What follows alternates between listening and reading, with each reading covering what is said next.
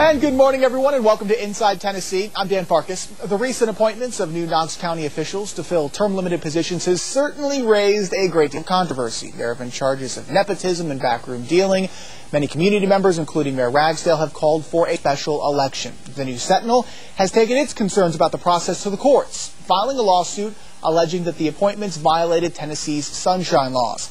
Here this morning to talk about the News Sentinel lawsuit are several of the major players. We start with News Sentinel editor Jack McElroy. He often serves as a panelist on Inside Tennessee, but this morning he is going to join us as a guest. Also, Frank Gibson. He's with us, the director of the Tennessee Coalition for Open Government. Plus, there are two Knox County commissioners, Chairman Scott Moore and Greg Lumpy Lambert. Also, our two panelists today, Susan Williams of SRW Associates and local attorney Don Bosch. Certainly want to thank all of you for joining us. Jack, we'll start with you. What led to the lawsuit? How did we get to this point? Well, I think it's always important for the newspaper to stand up for open government. That's part of what we see as our role. And as the January 31st meeting was approaching, we began to hear talks about done deals in some of these appointments, and some of the commissioners, in fact, even stated that they'd been conferring with each other, and it appeared that a possibility of violation of the Sunshine Law was had occurred. Then the meeting happened, and of course a lot of people saw the meeting, and rather than public discussion of the nominations, there was no discussion of the nominations, and any time the votes deadlocked, recesses were called, and any discussions that needed to occur then occurred outside of the public meeting, which really struck me as sort of the opposite of what the Sunshine Law requires. And I felt at that point that the violations were such, really of such impunity that either we had to sue, because that's the only teeth that are in the Sunshine Laws if a citizen sues, or we had to concede that we really didn't have an open meetings law in as far as East Tennessee local government was concerned. So we talked about it and we decided, well, we have to go to court and stick up for open government. Frank, would you kind of describe for us what the Sunshine Law actually says and what footing that the Sentinel has to do this? It basically says that all discussions and deliberations towards making the decision have to be in the open, which means the meeting at which it occurs needs to be announced. There's a section of the law that says that if two or more members deliberate and discuss a matter that's coming up before the governing body, that constitutes a violation if someone sues and challenges the decision that was made as a result of that meeting. So if Lumpy and Scott, as commissioners, discussed who they were going to appoint in one of their districts, that would be a violation? Right. Out of the public. Then let me ask Scott, let's just stab this question in the heart. I was there, like Jack and others, watching the meeting. Clearly, when there were deadlocks, and much to the exasperation of obviously you all as well as the crowd, you would recess, you would go in the back, it would take 10 or 15 minutes, you would come back out, and the deadlock often would be broke. Was there any county business, and specifically deals cut, arrangements, discussion, whatever you may call it, to break a deadlock on a vote during those recesses? Don, let me start off by saying, I can only speak for myself today. I can't keep up with 18 other members of County Commission and say what they said. Let me start off with first what I believe the open meeting law means.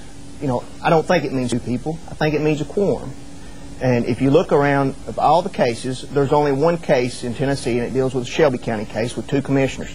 And it's an unreported case, so it's kind of unclear. It never went anywhere. All the other cases... Unreported case law is still case law. Well, it's not a good case to go by when you've got other cases that are reported. We'll debate that for another show. Go ahead. But the cases that we've looked at, one of them is dealing with four of 7 county school board members meeting with the superintendent and discussed county business for the school board. And it was clearly a violation. The state legislature this last year, even for them, they cleared it up and said it's a quorum. Now, you have to get back to 2 or more deliberating, and what that means, in my mind, that means, I'm kind of just common sense kind of guy. I think what it means is that you come to a mindset that you're not going to change your mind. Now, I had a lot of people call me, citizens and everybody else call me, want me to support an individual. But I'm going to go back to the question. Let's not argue what the Sunshine Law is or isn't. My question to you is did you have a discussion with one or more other county commissioners about who was going to be appointed in an open seat?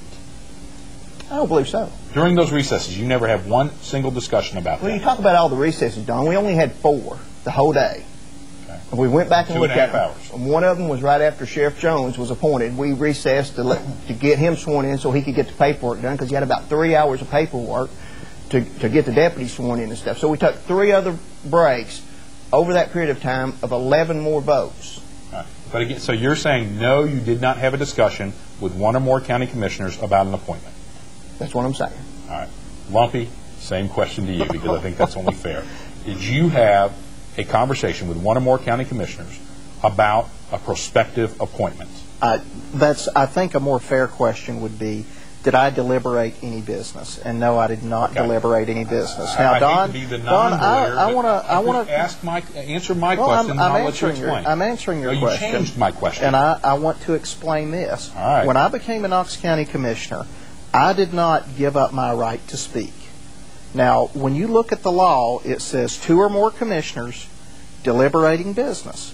Now, if you have a 4-member panel, then 2 folks can deliberate business. They can kind of come to an agreement and lock down half of the votes of that 4-member body. When you have a 19-member body, 2 commissioners, I mean, they can barely put something on the book. But now, Don, I want to say this. It's human nature. Folks talk. Okay. If we use your definition, I'm not saying it's a violation, Lumpy. I'm just asking if you had a conversation. If we use your definition that any time 2 commissioners talk about an issue that may be before them, then there has not been a piece of legislation passed in the history of man where the Sunshine Law was violated under that definition. Now, let me tell you this. Wasn't violated. Was not violated under that definition, because people talk, and people talk to their friends, and people that serve in a legislative body together generally become friends. Now, did I talk and express my opinion to someone? I like this guy, I like that guy. I'm not going to answer that, because there is a I think maybe you just did. There is a court case going on. There's a court case going on, and I'm not going to answer that, where there's a court case that is about to be deliberated. The good thing about this court case is that we're going to finally know what the Sunshine Law means. Now, does it mean what Mr. McElroy says it means, that I can't talk and express my opinion to someone that I serve on a body with? Or does it mean what me and Mr. Moore think it means, that enough of us to deliberate business can't get together and pre-decide something? We're going to go ahead and delve into a little bit more of this, but we got to take a break. We'll be back in just a couple minutes. Stay with us.